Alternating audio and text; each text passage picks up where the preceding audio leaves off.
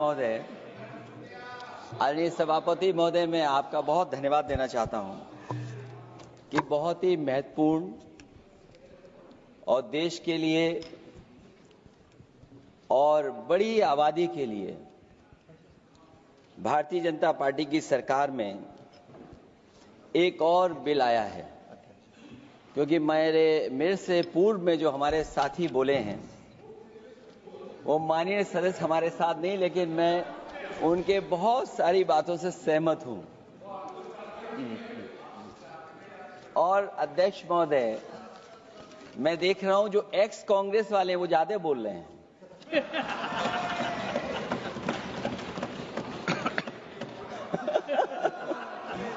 आदरणीय अध्यक्ष महोदय,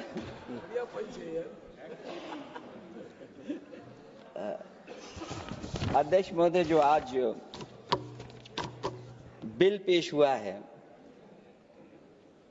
मैं हिंदी और अंग्रेजी को जो कुछ समझ सकता हूं वो यही मैं कह सकता हूं कि माननीय मंत्री जी ने ये कहा कि ये उम्मीद है।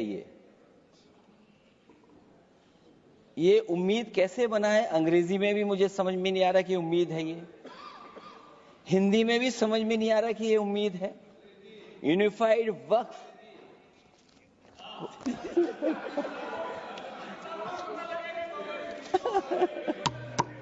अध्यक्ष महोदय, यूनिफाइड वक्फ मैनेजमेंट अध्यक्ष महोदय, ये अध्यक्ष महोदय, मैं समझ सकता हूं कि मैं वो बात छेड़ना नहीं चाहता था, लेकिन क्या करूं, मजबूरी है। अब अध्यक्ष महोदय, अभी माननीय सदस्य लोग ये कह रहे हैं कि हमारे सदस्य नहीं है यहां पर जो हमारे साथी हैं, लेकिन अध्यक्ष महोदय मैं ये कहना चाहता हूं, अध्यक्ष महोदय मैं ये कहना चाहता हूं, ये जो बिल लाया जा रहा है, भारतीय जनता पार्टी में एक मुकाबला चल रहा है। भारतीय जनता पार्टी के अंदर मुकाबला चल रहा है कि खराब हिंदू कौन बड़ा है। और ये बात अध्यक्ष महोदय मैं ऐसे ही नहीं कह रहा हूं। जो पार्टी ये कहती हो कि दुनिया की सबसे बड़ी पार्टी है, अध्यक्ष महोदय वो अपना राष्ट्रीय अध्यक्ष नहीं चुन पाए अभी तक।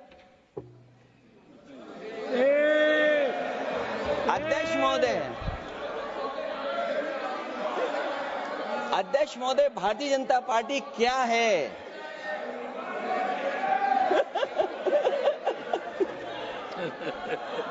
जी, मैं अखिलेश जी ने बहुत हंसते हंसते कहा है, इसको हंसते हंसते जवाब देना। इस सामने जितनी पार्टियां हैं उनका राष्ट्रीय अध्यक्ष उन 5 लोगों को ही चुनना है परिवार के।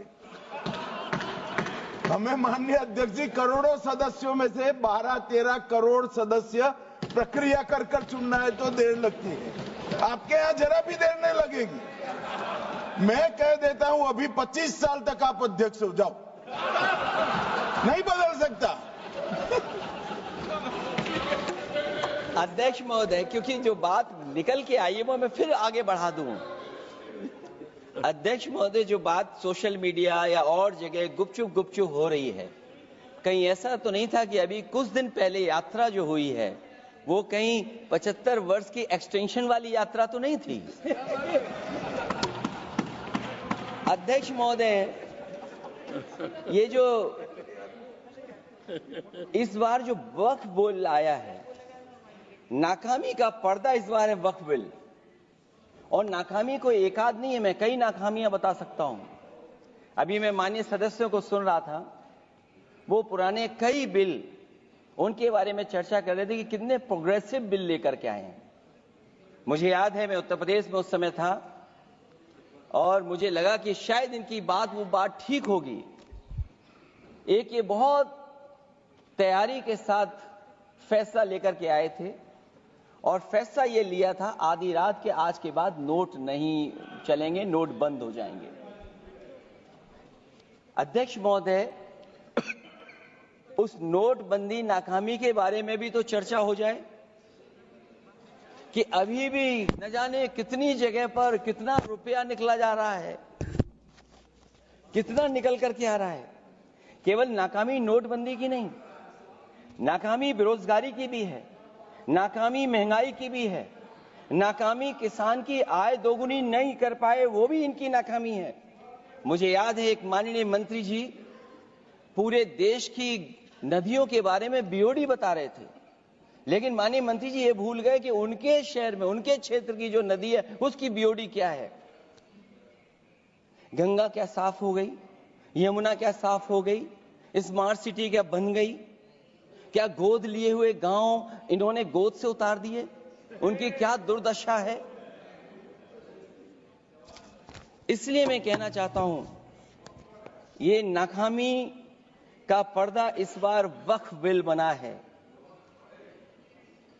और सबसे बड़ी बात तो यह है कि जिसके लिए फैसला होना है उसकी बात को अहमियत न देना भी नाइंसाफी है।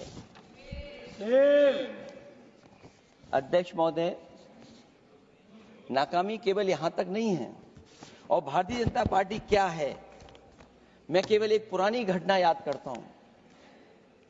एक बार फैजाबाद अयोध्या में एक कार्यक्रम था, उसमें बड़ी तैयारी की गई थी और तैयारी के साथ कलाकार मुंबई से बुलाए गए थे। हो सकता है वो सहमति दिल्ली से ना रही हो, केवल लखनऊ की सहमति से हो रहा हो कार्यक्रम। और जब कार्यक्रम की पूरी तैयारी हो गई, भगवान श्री राम बनकर के कोई आ गया, लक्ष्मण बनकर के कोई आ गया, मां सीता भी बनकर के कोई आ गया, हनुमान जी, और भगवान हनुमान भी बनकर के कोई आ गया। लेकिन जब लखनऊ से वो हेलीकॉप्टर उड़ा और अयोध्या पहुंचा तो सब लोग थे, लेकिन उसमें हनुमान नहीं थे। अध्यक्ष महोदय, मैं भारतीय जनता पार्टी के लोगों से कहूंगा कि जानकारी करिए कि आखिरकार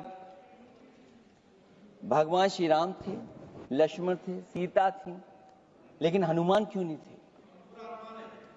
हनुमान इसलिए नहीं थे, शायद उनकी जात या धर्म कुछ और था। अध्यक्ष महोदय, ये देश मिली जुली संस्कृति से चला है। कुछ हमने सीखा, कुछ उन्होंने सिखाया। और जो लोग ये कहते हैं कि हम सबको बराबरी का हक देते हैं, अभी कुछ दिन पहले ईद निकली है। अध्यक्ष महोदय, वो परंपरा रही है, न केवल मैं जाता हूं बल्कि कोई दल का नेता ऐसा नहीं न जाता हो उस कार्यक्रम में शामिल होने। भारतीय जनता पार्टी के जो मुख्यमंत्री, उप मुख्यमंत्री, वो भी जाते हैं, उप मुख्यमंत्री, सभी धर्मों के नेता आते हैं। लेकिन पता नहीं इस बार क्या साजिश थी, षड्यंत्र था कि वहां पर कुछ पाबंदी लगी हुई थी। अगर किसी कारण पाबंदी लगी हुई थी तो बात समझ में आती है, लेकिन जब जानकारी हुई है, किसी को नहीं पता था कि पाबंदी क्यों लगी है कि आप नहीं जा सकते वहां पर कार्यक्रम में शामिल होने। क्या यही भारत है, यही संविधान हमें रास्ता दिखाता है? अध्यक्ष महोदय, मंत्री जी बताएं हमें, वो खुद भी माइनॉरिटी हैं, भगवान बुद्ध के रास्ते पे चलते हैं। भगवान बुद्ध का रास्ता दूसरा है। हम आपको अपना मानते हैं तब भी जब आप हमारे बहुत सारे ग्रंथों को नहीं मानते, तब भी हम आपको अपना मानते हैं। आप हमारे पुराणों को नहीं मानते हैं, आप हमारे उपनिषदों को नहीं मानते हैं, लेकिन सोचिए, हम हिंदू वो लोग हैं जो आपको स्वीकार करते हो, गले लगा करके चलते हैं। अब मैं दूसरे धर्म पे नहीं जाऊंगा, कोई नाराज हो सकता है। मैं दूसरे धर्म के बारे में नहीं जा सकता, मैं केवल यही बताता हूं। और मैं उत्तर प्रदेश में, अध्यक्ष जी, जहां से आता हूं, मैं अपमान नहीं कर रहा हूं, मैं सच बोल रहा हूं। और ये बिहार के चुनाव में जो आप कह रहे हैं कि महिलाओं को 2 मेंबर बना दिया, इस बार मैं भी देखूंगा आगे भारतीय जनता पार्टी कितनी महिला लोगों को टिकट देंगे वहां पर।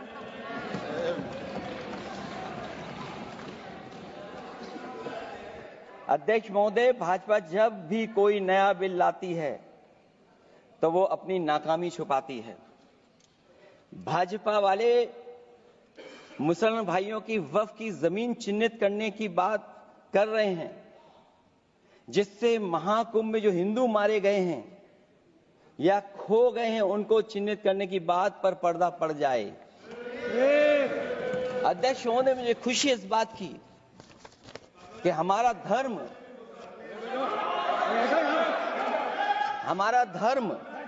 अध्यक्ष महोदय नहीं कुछ कहना चाहते हैं नहीं प्लीज, तुमको अलाउ नहीं किया। अध्यक्ष महोदय, कुंभ में आस्था सबकी है, कोई ऐसा नहीं जिसकी आस्था ना हो। और कुंभ कोई पहली बार नहीं हो रहा था। ये भारतीय जनता पार्टी के लोगों ने ऐसा प्रचार किया कि 144 वर्षों के बाद पहली बार महाकुंभ होने जा रहा है और लोग निकल पड़े। सरकार ने कहा कि हमारी तैयारी 100 करोड़ की है। आप कहते टेक्नोलॉजी का हम इस्तेमाल करेंगे, जमीनों को हम मैपिंग कर करके डेटा एंड रिकॉर्ड ठीक करेंगे।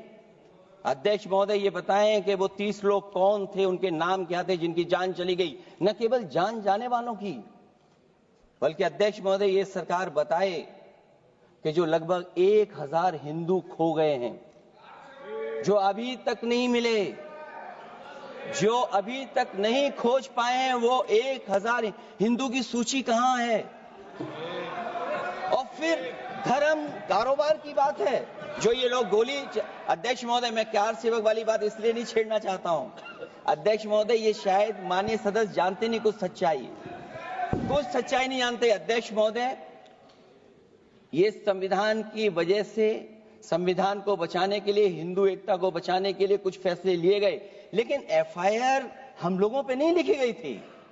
एफआईआर उन पे लिखी गई थी जो बेचारे तैयार हो गए थे सुबह, लेकिन पता नहीं कहां से फोन आया था, कहा था कि अब तैयार तो हो गए हो लेकिन आप शिलान्यास में नहीं आ सकते। बहुत सही। इसलिए बात को इधर से उधर नहीं में ले जाना चाहता। अखिलेश जी, जरा वक्त पे भी आ जाओ। अच्छा, वक्त पे आ रहा हूं। नहीं, वक्त पे अध्यक्ष इसलिए आ रहा हूं क्योंकि वक्त समझने के लिए भारतीय जनता पार्टी की सोच क्या है। और ये अध्यक्ष महोदय जब ये कह रहे हैं कि इससे कारोबार होगा,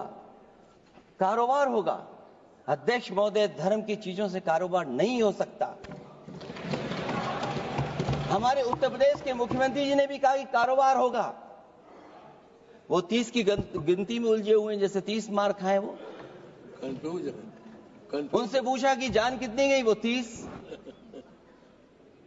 उनसे पूछा कि कारोबार कितने का होगा, 30 गुणा 10,000 करोड़। सोचिए, कुंभ हमारा क्या कारोबार की जगह है? और फिर उसका कौन नापेगा, कैसे नालाएगा? और फिर हमारे माननीय मंत्री जी कह रहे हैं कि जमीन, चाहे वो रेलवे की हो, चाहे वो डिफेंस की हो, वो भारत की जमीन है। मैं भी स्वीकार करता हूं कि रेलवे की जमीन भी भारत की है, डिफेंस की भी जमीन भारत की है। क्या डिफेंस की जमीन नहीं बेची जा रही मंत्री जी? अध्यक्ष महोदय, क्या रेलवे की जमीनें नहीं बेची जा रही हैं? अध्यक्ष महोदय, केवल यहां तक नहीं, कितना हस्तक्षेप होता है।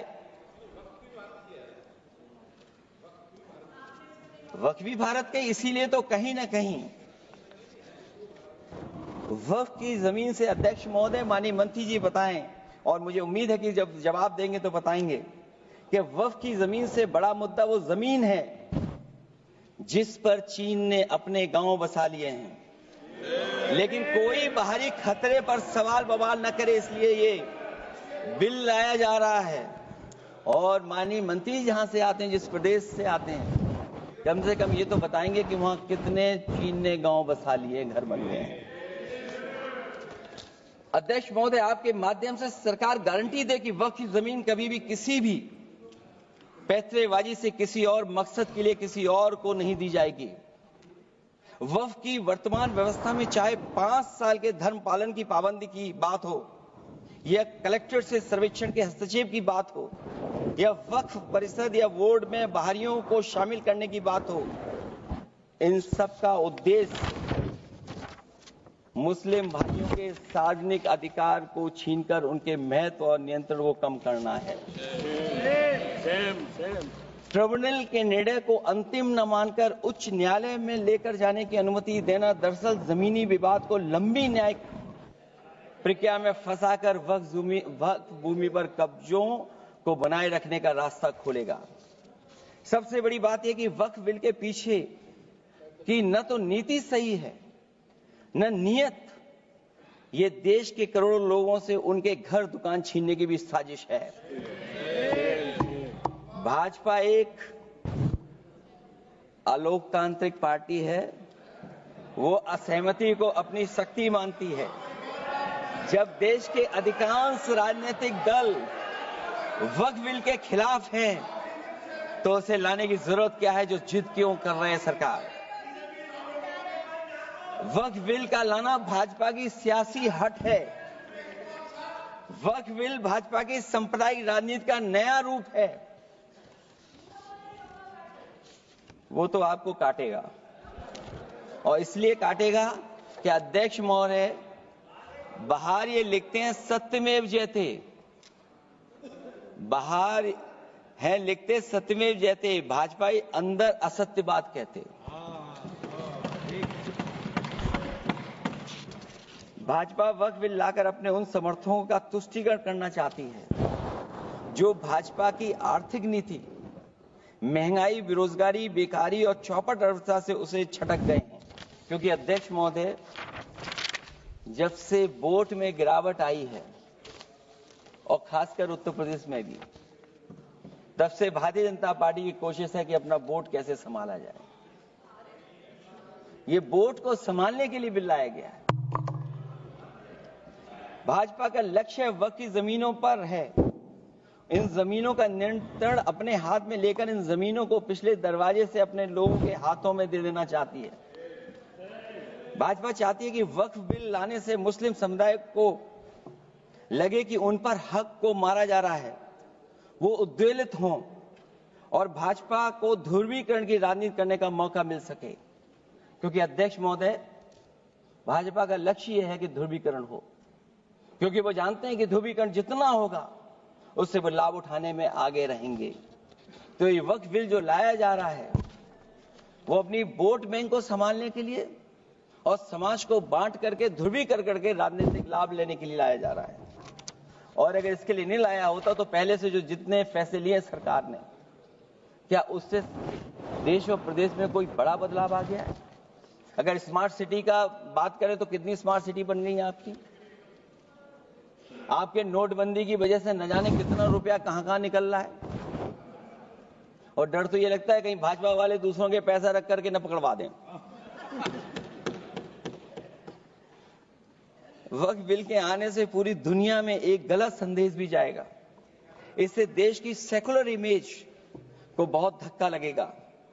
वक्फ बिल भाजपा की नफरत की राजनीति का एक और अध्याय है।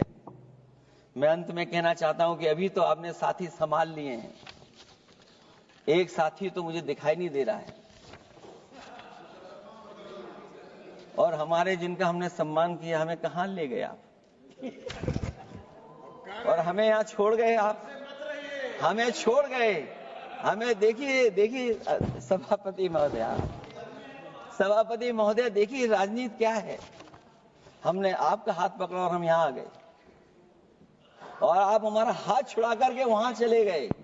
इसलिए देखिए कब हमारा इनका हाथ मिल जाए। और मैं अध्यक्ष सभापति महोदय ये कहना चाहता हूं कि वक्फ बिल भाजपा के लिए वाटरलू साबित होगा, क्योंकि ऊपर से तो हाँ कह रहे हैं, लेकिन अंदर ही अंदर बहुत सारे साथी सहमत नहीं है। मैं अंत में इतना ही कहना चाहता हूं कि ये वक्फ बिल जो लेकर के आए, कोई उम्मीद लेकर के नहीं आ रहा है। ये सोची समझी रणनीति का हिस्सा है, क्योंकि इनका जो बोर्ड बिखर गया है, ये मुस्लिम में भी बंटवारा चाहते हैं। मुस्लिम इस्लाम धर्म में कहीं बंटवारा नजर नहीं आता है, लेकिन इनकी कोशिश है कि इस बिल के माध्यम से हम मुस्लिम भाईचारा में भी बंटवारा कर दें। बंटवारा तो पीडीए करेगा। अभी देखिएगा सभापति महोदया, हमारे एक सदस्य कह रहे थे कि चुनाव बहुत अच्छा होता है, इनसे बेहतर किसने चुनाव देखा होगा? चलिए धन्यवाद। वोट ही नहीं डालने दिया। चलिए सभापति महोदया, मैं धन्यवाद देता हूं। मैं और अपने दल और साथियों के साथ कहता हूं कि समाजवादी पार्टी बिल का विरोध करती है, वोट पड़ेगा तो हम इसके खिलाफ वोट डालने जा रहे हैं। माननीय सदस्य श्री